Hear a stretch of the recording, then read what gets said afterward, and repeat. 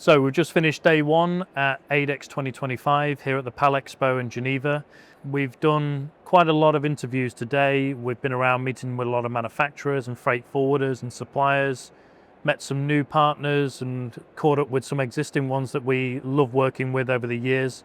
First of all, I want to give a special thanks to Marie Gao and Joe Gantier, who have let us use this fantastic space as part of the Department for Business and Trade, the UK export area here at the Palexpo.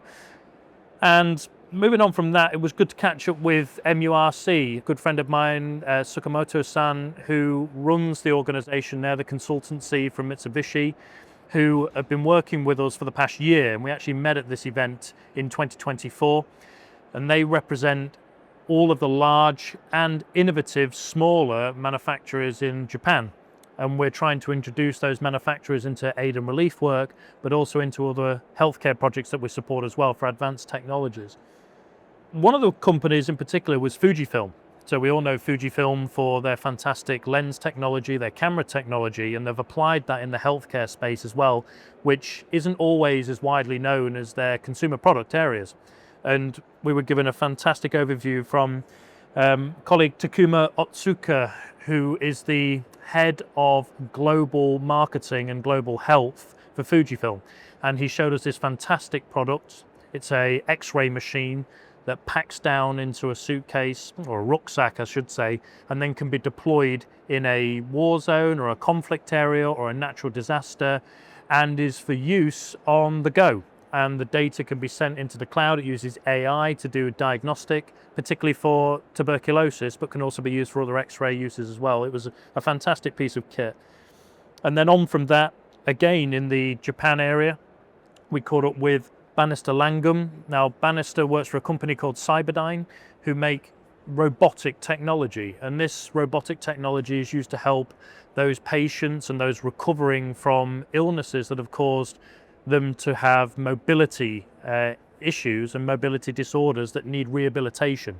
And this piece of technology works in tandem with the electrical impulses of the body, and it's quite an innovative piece of kit, and that's being moved more and more now in the pediatric space as well as the adult space as well, and geriatric space. Incredible technology. And then we had the UK DBT UK Export Lunch, which was fantastic. An amazing opportunity again, as was last year when I was here in 2024, to catch up with some of the fantastic UK companies that are working in aid and relief. And again, great thanks to the DBT team here for hosting everybody. And it's a great opportunity to catch up with people that we've been trying to work with, we already work with, and who we haven't worked with yet as well. And one of those particular companies is APKI.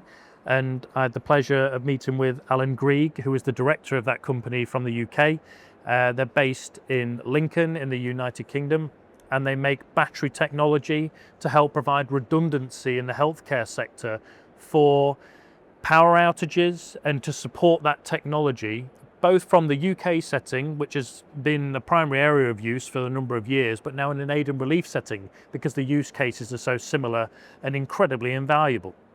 Then we have always really valued and always will continue to value our freight forwarding partners. I mean, Unimed can't do the work it does without working with incredible freight forwarders based all over the world, supporting us get those fantastic manufactured products all the way to the end user all around the world. And we've done that in 64 countries to date. And building on from that, we had a fantastic first interview for us as part of our Manufacturers Spotlight series as well, with EKF Diagnostics, with Alan Least, who was kind enough to join me.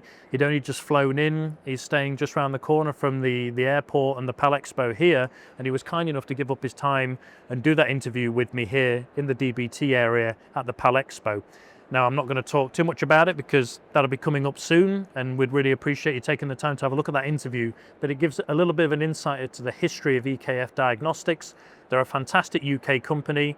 Alan himself has got a wonderful background, very multicultural, working in some of the areas where we've done our project work in Central and South America as well. So I'd strongly recommend that you tune in to view that in the coming weeks. Thank you very much, and I'll see you tomorrow.